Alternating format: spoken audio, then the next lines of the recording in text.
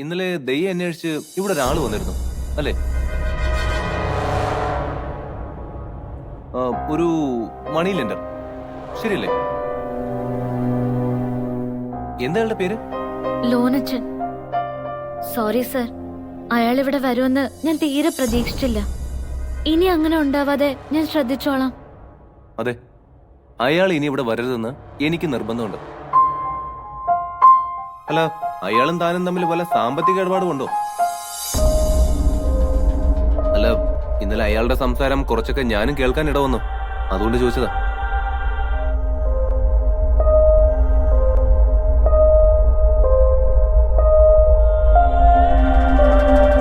അതെനിക്ക് പറ്റിപ്പോയ ഒരബദ്ധമാണ് sir. Engineering course discontinue ചെയ്ത് വീട്ടില് വെറുതെ നിൽക്കേണ്ടി വന്നപ്പോ അമ്മയുടെ കുറ്റപ്പെടുത്തലിൽ നിന്ന് രക്ഷപ്പെടാൻ തോന്നിയ ഒരു ഐഡിയ. അച്ഛൻ നടത്തിയിരുന്ന ടെക്സ്റ്റൈൽ ഷോപ്പ് ഒന്ന് ഓൾട്ടർ ചെയ്തു. അതിനുള്ള കാശ് ഈ ലോനച്ചന്റെ കയ്യിൽ നിന്ന് പലിശയ്ക്ക് വാങ്ങിയതാ. പക്ഷേ അതുകൊണ്ട് വലിയ മെച്ചമൊന്നും ഉണ്ടായില്ല. വലിയൊരു തുക കട ആവുകയും ചെയ്തു. അതിനിപ്പോ വീട്ടുകാരിൽ നിന്ന് എനിക്ക് വഴക്ക് കേൾക്കേണ്ടി വരുന്നു. അല്ല, എത്ര ഈ ലോനച്ചന്റെ കടം? ഒരുപാടുണ്ടോ? മുതലും പലിശയടക്കം 10 ലക്ഷത്തിനടുത്തുണ്ട്. ദയ എങ്ങനെയാ കടം വീട്ടും? പറഞ്ഞ സമയത്തിനുള്ളിൽ കാശ് കൊടുത്തില്ലെങ്കിൽ അയാൾ വീണ്ടും ഇവിടെ ഒന്ന് പ്രശ്നം ഉണ്ടാക്കില്ലേ? അയാൾ ഇവിടെ വരാനൊരു അവസരം ഞാൻ ഉണ്ടാക്കില്ല. ഇവിടെ അല്ലെങ്കിൽ മറ്റൊരിടത്ത് എവിടെ ആയാലും ദയ അയാളെ ശല്യപ്പെടുത്തിക്കൊണ്ടിരിക്കില്ലേ?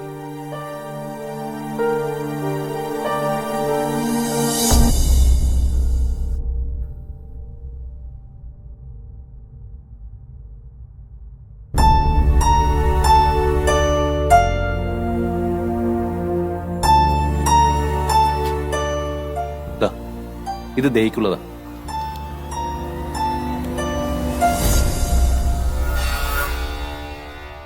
താൻ സംശയിക്കണ്ട, 10 ലക്ഷം രൂപയുടെ ക്യാഷ് ചെക്കാ. എത്രയും വേഗം അയാളുമായിട്ടുള്ള ഡീല് സെറ്റിൽ ചെയ്യും. എന്തതേ, സന്തോഷായില്ലേ? സന്തോഷായി. പക്ഷേ സർ എന്നോട് ക്ഷമിക്കണം, ഞാൻ ഇത് സ്വീകരിക്കില്ല. I'm sorry. വൈ? എന്തുകൊണ്ട് സ്വീകരിക്കില്ല? ഇത്രയും വലിയൊരു തുക അത്ര പരിചയമൊന്നും ഇല്ലാത്ത എനിക്ക് സർ എന്തിനു തരണം? ഈ ഓഫർ സ്വീകരിക്കാൻ ഞാൻ ഒട്ടും അർഹയല്ല. ആര് പറഞ്ഞു തനിക്ക് അർഹതയില്ലെന്ന്? സീതയ, ഞാനിത് തനിക്ക് വെറുതെ തരുന്ന പണമല്ല. തന്റെ സാലറിയിൽ നിന്നും ഞാനിത് കുറേശ്ശെയായി തിരിച്ചു പിടിക്കും. ഇത്രയും വലിയ തുക ഞാൻ എത്ര നാള് ജോലി ചെയ്താലാ എനിക്ക് തിരിച്ചടയ്ക്കാൻ പറ്റുക? സാർ നേരത്തെ പറഞ്ഞതുപോലെ പവൻ സാർ ഈ കമ്പനി മറ്റാർക്കെങ്കിലും വിറ്റാൽ എനിക്കിവിടുത്തെ ജോലി നഷ്ടാവും. അപ്പൊ പിന്നെ ഞാൻ എങ്ങനെ? അങ്ങനെയൊന്നും സംഭവിക്കാതിരിക്കാൻ വേണ്ടിയല്ലേ ഞാൻ ശ്രമിക്കുന്നത്. ദയ, ഞാനിപ്പോ ഈ തുക തന്ന് സഹായിക്കുന്നത് പോലും അതിനു വേണ്ടിയാ. ഞാൻ ഈ സഹായം ദയക്ക് വേണ്ടി ചെയ്യുന്നതിന് പിന്നിൽ ഒരു കാരണമുണ്ട്. ഇനി മുതൽ അങ്ങോട്ട് ഞാൻ പറയുന്നതൊക്കെ അനുസരിച്ച് ദയ എന്റെ കൂടെ സിൻസിയർ ആയിട്ട് നിൽക്കണം. എല്ലാം നമ്മുടെ കമ്പനിയുടെ നന്മയ്ക്ക് വേണ്ടിയാ. കമ്പനിയുടെ നന്മയ്ക്ക് വേണ്ടി സിൻസിയർ ആയിട്ട് തന്നെ ഞാൻ വർക്ക് ചെയ്യും സർ. പക്ഷെ അതിന് ഇത്രയും വലിയ സഹായം ആവശ്യമുണ്ട്. ഞാൻ പറഞ്ഞല്ലോ, തന്റെ ജോലിയിൽ നിന്നും 100% റിസൾട്ടാണ് ഞാൻ പ്രതീക്ഷിക്കുന്നത്. അങ്ങനെ ആവണമെങ്കിൽ ദയയുടെ മനസ്സിനെ മറ്റൊന്നും ഡിസ്റ്റർബ് ചെയ്യാൻ പാടില്ല. അയാളുടെ കടം വീട്ടാതിരിക്കുന്നിടത്തോളം കാലം തന്റെ മനസ്സിന് സ്വസ്ഥത ഉണ്ടാവില്ല. ജോലിയിൽ വേണ്ടത്ര കോൺസെൻട്രേഷൻ ചെയ്യാൻ പറ്റിയെന്നും വരില്ല. അങ്ങനെ സംഭവിക്കാതിരിക്കാൻ വേണ്ടിയാ ഞാൻ ദയയെ ഇപ്പൊ ഇങ്ങനെ സഹായിക്കുന്നത്. I think now it's clear. Okay,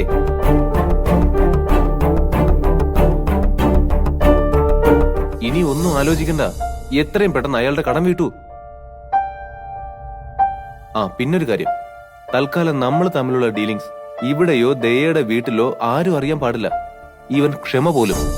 okay?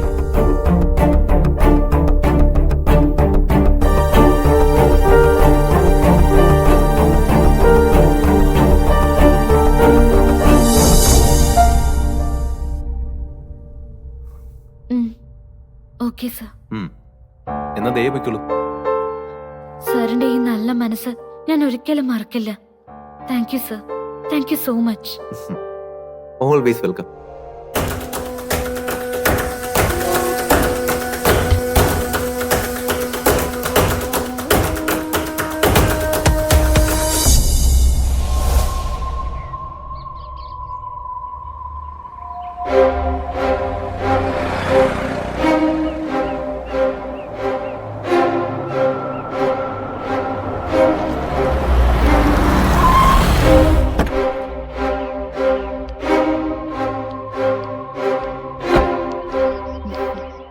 എന്നതാ കൊച്ചേ, എന്നാത്തിനാ നീ അത്യാവശ്യമായിട്ട് കാണണമെന്ന് പറഞ്ഞത്? ദേ ഒരു കാര്യം ഞാൻ പറഞ്ഞേക്കാം, കാശ് വല്ലതും ചോദിക്കാനാണെങ്കിൽ നടക്കുകയല്ല. പഴയ ഇടപാട് തീർക്കാതെ 5ന്റെ പൈസ ലോനച്ചൻ തരികയല്ല. അങ്കിളെ, കാശ് ചോദിക്കാൻ തന്നെയാ. ഏ? അതിന് തന്നെയാ അങ്കിളിനോട് ഇങ്ങോട്ട് വരാൻ പറഞ്ഞത്. പക്ഷെ അത് കടമായിട്ടോ പലിശയ്ക്കോ ഒന്നുമല്ല, എനിക്ക് തരാനുള്ള വകയിലെ ബാക്കി കാശ്. എന്നതാ നിനക്ക് തരാനുള്ള വകയില്ല കാശോ? അതെന്നെ വകയില്? എനിക്ക് അങ്ങോട്ട് കത്തിയില്ല കേട്ടോ. മുതലും പലിശയടക്കം അങ്കിളിന് എത്രയാ ഞാൻ തരാനുള്ളത്? കണക്ക് കൃത്യമായിട്ട് നമ്മൾ ഇന്നലെ കൂടി പറഞ്ഞതല്ലേ, 8,83,000. എന്നതാ കൊച്ചിന് വല്ല സംശയമുണ്ടോ? ഏയ്, ഒരു സംശയമില്ല. 10 ലക്ഷം രൂപയുടെ ക്യാഷ് ചെക്ക. ഇന്നത്തെ ഡേറ്റാ ഇതിലുള്ളത്. അങ്കിളിന് നാളെ തന്നെ ക്യാഷ് എടുക്കാം. 10 ലക്ഷം രൂപയുടെ ചെക്കോ? അതെ, 10 ലക്ഷം രൂപയുടെ ചെക്ക്. നോക്കട്ടെ. ഈ ചെക്ക് മാറി 8,83,000 രൂപ അങ്കിൾ എടുത്താൽ ബാക്കി 1,17,000 രൂപ എനിക്ക് തിരിച്ചു തരണല്ലോ. അതെപ്പ തരുന്ന എനിക്കറിയേണ്ടത്. ഓ അങ്ങനെ. എന്റെ മോളെ, നീ എന്നെ കുപ്പിയിലാക്കാൻ നോക്കണ്ട. ഇതുപോലെ വണ്ടി ചെക്ക് കുറെ ഞാൻ കണ്ടിട്ടുള്ളതാ. അതൊക്കെ ഞാൻ വേണ്ട രീതിയിൽ കൈകാര്യം ചെയ്തിട്ടുമുണ്ട്. ഇത് വണ്ടി ചെക്കാണെന്ന് അങ്കിളിനോട് ആരാ പറഞ്ഞത്? നാളെ ബാങ്കിൽ പോയി നോക്കൂ, അപ്പൊ അറിയാലോ വണ്ടി ചെക്കാണോ അതോ ശരിക്കുള്ള ചെക്കാണോന്ന്.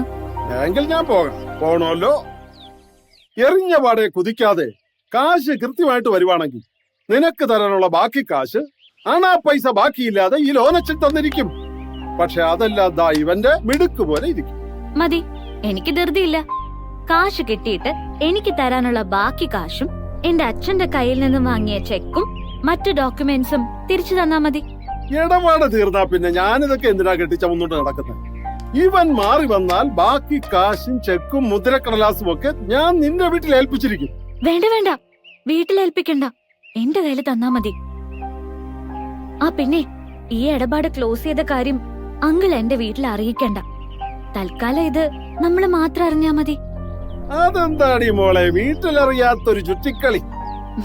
അല്ല കൊച്ചേ, ഇത്രയും കാശ് ദാ എന്ന് പറയുമ്പോ നീ എങ്ങനെ സംഘടിപ്പിച്ചു? വല്ല കുഴപ്പം പിടിച്ച കേസാണോ? അങ്ങനെ ഒരു പേടിയും അങ്കിളിന് വേണ്ട. ഇത് നേരായ വഴിയിലൂടെ എനിക്ക് കിട്ടിയ കാശ് തന്നെയാ. പിന്നെ വീട്ടിൽ ആരോടും പറയണ്ടെന്ന് പറഞ്ഞത് സമയാവുമ്പോ ഞാനായിട്ട് പറഞ്ഞ് എല്ലാവർക്കും ഒരു സർപ്രൈസ് കൊടുക്കാൻ വേണ്ടിയാ. സർപ്രൈസ് അത് കൊള്ളാം. എന്നാലും ഇത്രയും കാശ് എവിടെ നിന്ന് കിട്ടി നിനക്ക്? അങ്കിളെ, അങ്കിളുടെ ഇടപാട് തീർന്നില്ലേ? തീർന്നു. ഇത് മാറിയാൽ അപ്പ ക്ലോസ്. എങ്കിലേ തൽക്കാലം അപ്പം തിന്നാ മതി, കുഴി എണ്ണി മെനക്കെടണ്ട. ഓക്കെ? ഓക്കെ. അപ്പൊ നാളെ ഇത് മാറിയിട്ട് വിളിക്കാം. ആ, മാറിയില്ലെങ്കിലും വിളിക്കും.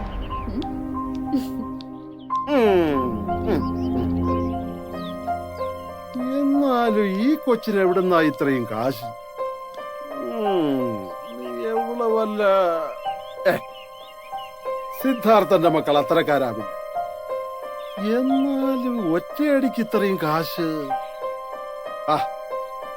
എന്തേലും ആവട്ടെ, നമ്മുടെ കാശ് പെട്ടിയിൽ വീഴുവല്ല.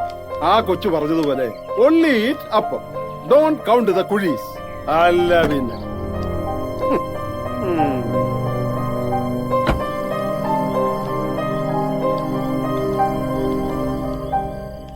ഹലോ. എന്താ സിദ്ധാർത്ഥൻ മാഷെ, കാര്യമായിട്ടൊരു ആലോചന?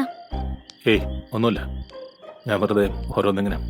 അല്ലേലും ഞാൻ എന്തെങ്കിലും ചോദിച്ചാ അച്ഛൻ ഇങ്ങനെ തന്നെയല്ലേ പറയാറ്? ഒന്നുമില്ല, വെറുതെ, എല്ലാം എന്റെ തോന്നലാ. ദേ 2-3 ദിവസമായിട്ട് ഞാൻ ശ്രദ്ധിക്കുന്നുണ്ട് കേട്ടോ. അച്ഛനായിട്ടൊന്നും പറഞ്ഞില്ലെങ്കിലും എനിക്കെല്ലാം മനസ്സിലാവുന്നുണ്ട്. എന്തു മനസ്സിലായെന്ന്? എനിക്കറിയാം, ഞാനായിട്ട് വരുത്തി വെച്ച കടങ്ങള് അച്ഛനെ വല്ലാതെ ശ്വാസം മുട്ടിക്കുന്നുണ്ട് അല്ലേ? അമ്മയാണെങ്കി മനസ്സിലുള്ള ദേഷ്യം മുഴുവൻ എന്നെ വഴക്ക് പറഞ്ഞെങ്കിലും തീർക്കുന്നുണ്ട്. അച്ഛൻ അങ്ങനെ പോലും ചെയ്യില്ലല്ലോ. എല്ലാം ഉള്ളിൽ ഒതുക്കി നടക്കല്ലേ. അച്ഛൻ എന്തിനാ മോളോട് ദേഷ്യപ്പെടുന്നേ? ഒന്നും മോളും മനഃപൂർവ്വം വരുത്തി വെച്ചതല്ലോ. ഓക്കെ, നമ്മുടെ സമയദോഷം. എങ്കിലേ ആ സമയദോഷമൊക്കെ മാറാൻ പോവാന്ന് വിചാരിച്ചോ. കടങ്ങളെ കുറിച്ച് ഓർത്ത് അച്ഛൻ ഇനി മനസ്സ് വിഷമിപ്പിക്കണ്ട. ഞാനായിട്ട് വരുത്തി വെച്ച കടങ്ങളൊക്കെ ഞാനായിട്ട് തന്നെ തീർത്തോളാം. പോരെ? നീ തനിച്ചു കൂട്ടിയാ കൂടുന്ന കാര്യങ്ങളാണോ മോളെ ഇത്? അല്ലെങ്കിലും ജോലിയിൽ നിന്ന് കിട്ടുന്ന ശമ്പളം കൊണ്ട് എന്താവാനാ? അതുകൊണ്ടൊന്നും ആവില്ല എന്ന് എനിക്കറിയാം അച്ഛാ. അല്ലാതെ തന്നെ കടങ്ങള് വീട്ടാൻ ചില വഴികളൊക്കെ തെളിഞ്ഞിട്ടുണ്ട്. എന്തു വഴി? അതൊക്കെ ഉണ്ട്. ഒരു കാര്യം ഞാൻ അച്ഛന് ഉറപ്പു തരാം. ഇനി കടത്തിന്റെയും പലിശയുടെയും കാര്യം ഓർത്ത് അച്ഛന് മനസ്സ് വിഷമിപ്പിക്കേണ്ടി വരില്ല. എന്താ, ഞാൻ പറഞ്ഞത് വിശ്വാസമായില്ലേ? ഒക്കെ ഞാൻ അച്ഛനോട് പിന്നീട് വിശദമായിട്ട് പറയാൻ കേട്ടോ. എന്താ അച്ഛനും മോളും തമ്മിൽ ഒരു സീരിയസ് ഡിസ്കഷൻ? ഹേയ്, അല്ല, ഞാനറിയാൻ പാടില്ലാത്ത വല്ല കാര്യമാണോ? നീ അറിയാൻ പാടില്ലാത്ത എന്തെങ്കിലും കാര്യമുണ്ടോ ഇവിടെ? ഞങ്ങളിവിടെ ഇങ്ങനെ വെറുതെ ഓരോ കാര്യങ്ങൾ പറഞ്ഞ. ദേ, സഞ്ജുവിന്റെ അമ്മ വിളിച്ചിരുന്നു. എന്താ വിശേഷിച്ച്? വിശേഷമൊന്നുമില്ല. സഞ്ജുവിന്റെ ലീവ് ശരിയായിട്ടുണ്ട്. ഏപ്രിൽ തന്നെ കല്യാണം നടത്താൻ പറ്റുമല്ലോ എന്ന് ചോദിച്ചു. നമ്മൾ അന്നേ സംസാരിച്ചിട്ടുള്ളതല്ലേ, പിന്നെന്താ ഇപ്പൊ ഒരു സംശയം? അല്ല, 2 കല്യാണം നടത്തുന്നുണ്ടോന്ന് അറിയാൻ വേണ്ടി ചോദിച്ചാ അത്രേ. 2 കല്യാണോ? ആ, നിന്റെയും കൂടെ അന്ന് നടത്താന്നല്ലേ പ്ലാൻ ചെയ്തത്? ആ പ്ലാൻ പൊളിഞ്ഞല്ലോ. അല്ലെങ്കിലും അവരെന്തിനാ എന്റെ കാര്യം അന്വേഷിക്കുന്നത്? അവരുടെ മോന്റെ കല്യാണക്കാര്യം മാത്രം അന്വേഷിച്ചാ പോരെ? ആ പ്ലാനേ അങ്ങനെ പൊളിഞ്ഞിട്ടൊന്നുമില്ല. നിനക്ക് പറ്റിയ ആലോചന വല്ലതും ഉണ്ടോന്ന് നോക്കാൻ ഞാൻ 1-2 പേരോട് പറഞ്ഞിട്ടുണ്ട്. അല്ലെങ്കിലും 2 കല്യാണം ഒരുമിച്ച് നടത്തുന്നത് തന്നെ ലാഭം. ഒന്നില്ലെങ്കിലും കുറച്ച് ചെലവെങ്കിലും കുറഞ്ഞു കിട്ടുമല്ലോ. അമ്മേ, ഇത് ഫൗളാണേ. അച്ഛാ, ഇത് ഞാൻ സമ്മതിക്കില്ല. ജോലി കിട്ടിയ എന്നെ എന്റെ ഇഷ്ടത്തിന് വിടാന്ന് എല്ലാരും സമ്മതിച്ചതാണേ. എന്നിട്ടിപ്പോ അമ്മ വീണ്ടും വാക്ക് മാറ്റ. അത് പറ്റില്ല, ഞാൻ സമ്മതിക്കില്ല. എന്നെ എന്റെ ഇഷ്ടത്തിനൊത്ത് ജീവിക്കാൻ വിടണം. മതി, നിർത്ത്. അങ്ങനെ നിന്റെ ഇഷ്ടം മാത്രം നോക്കി ജീവിച്ചാ പോരില്ല ഞങ്ങക്ക്. നിന്റെ ഇഷ്ടത്തിന് തുള്ളിയതിന്റെ ഫലം ഇപ്പോഴും ഞങ്ങൾ അനുഭവിച്ചോണ്ടിരിക്കുക. എന്തിനാലത് നീ എപ്പോഴും അവളെ ഇറിറ്റേറ്റ് ചെയ്യുന്നേ? ഞാൻ പിന്നെ എന്ത് വേണമെന്ന് നിങ്ങൾ ഈ പറയുന്നേ? ഒരുത്തി ജോലി പോയതിന്റെ സങ്കടത്തില് ആരോട് മിണ്ടാതെ അകത്ത് കയറി കഥകടച്ചിരിക്കുക. ഒക്കെ കൂടെ ആലോചിച്ചിട്ടേ എനിക്ക് ഭ്രാന്ത് പിടിക്കുക. നീ ഒന്ന് സമാധാനിക്ക്, എല്ലാം ശരിയാവും. നമ്മളാരെയും ദ്രോഹിച്ചിട്ടൊന്നുമില്ലല്ലോ. ഈശ്വരൻ ഒരു വഴി കാണിച്ചു തരാതിരിക്കില്ല.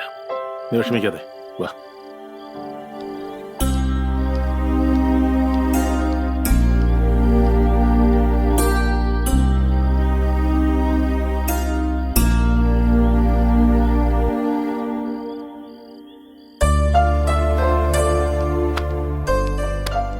എന്തായി ദയാ, ഇത് എൻട്രി ചെയ്ത് കഴിഞ്ഞോ? ഇപ്പൊ കഴിയും. ഇനി 2 ഫയലും കൂടിയേ ഉള്ളൂ. അത് കഴിയുമ്പോ ദാ ഇതും കൂടെ വേണം. പുതിയ ഫോൾഡർ വേണം ഇത് എൻട്രി ചെയ്യാൻ. വേഗം വേണം, ഉച്ച കഴിഞ്ഞ് ഓടത്തിന് പോകേണ്ട ഫയൽസാ ഇത്. ശരി.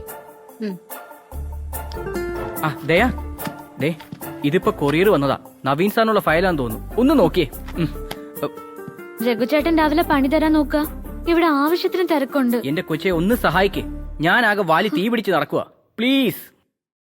സോപ്പൊന്നും വേണ്ട, പൊയ്ക്കോ. Thank you, thank you.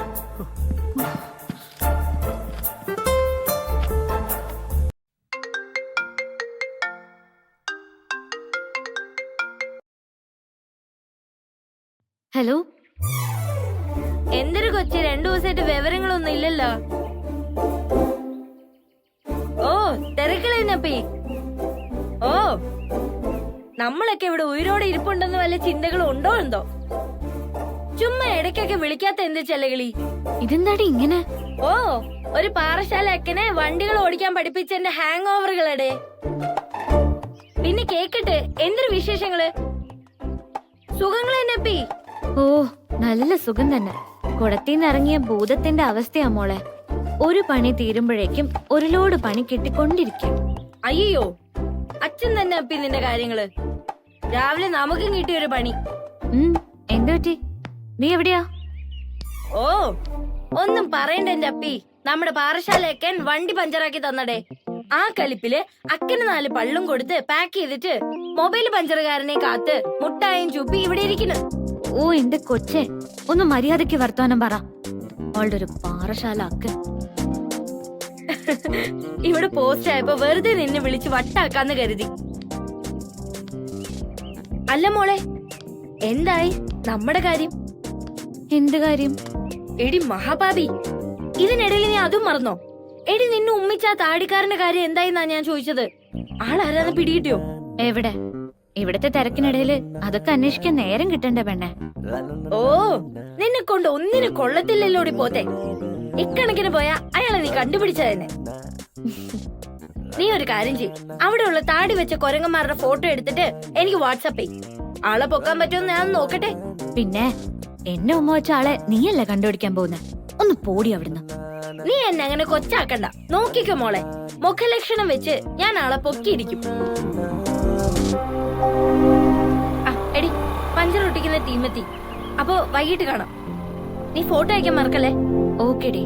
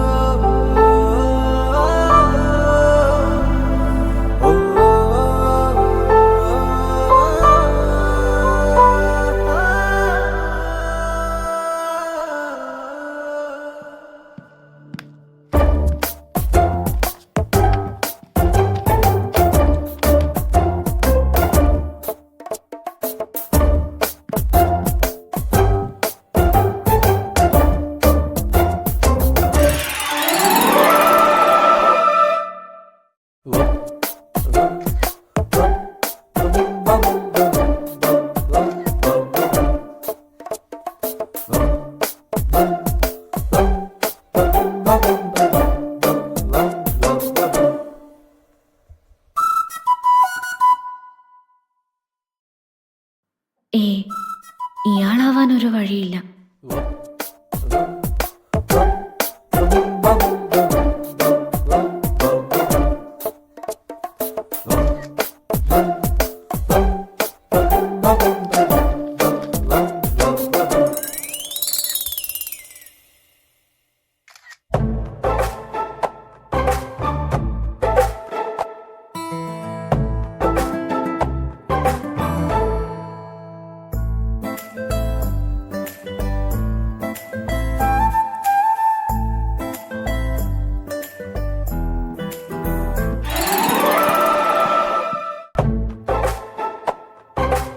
ആഹാ, കുട്ടിയുടെ ഫോട്ടോയും കണ്ടോണ്ടിരിക്കുകയാണോ?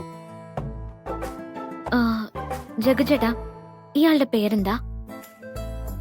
ഇത് നമ്മുടെ രാജീവ് സാറല്ലേ? അപ്പൊ ഇതോ? ഇത് നമ്മുടെ ശ്യാം സാറ്. കുട്ടിക്ക് എന്തിനാ ഇവരുടെയൊക്കെ ഫോട്ടോസ്? ചുമ്മാ ഒരു രസത്തിനെടുത്തതാ. അതേന്നെ, എനിക്ക് ഈ താടിക്കാരുടെ ഫോട്ടോ എടുക്കുന്നത് ഒരു ഹോബിയാ. അതെന്തായാലും വല്ലാത്തൊരു ഹോബി തന്നെ. ഇതറിഞ്ഞില്ലെങ്കിൽ ഞാനും ഒരു താടി വെച്ചേനെ. ആ, മുടി വളരില്ലോ.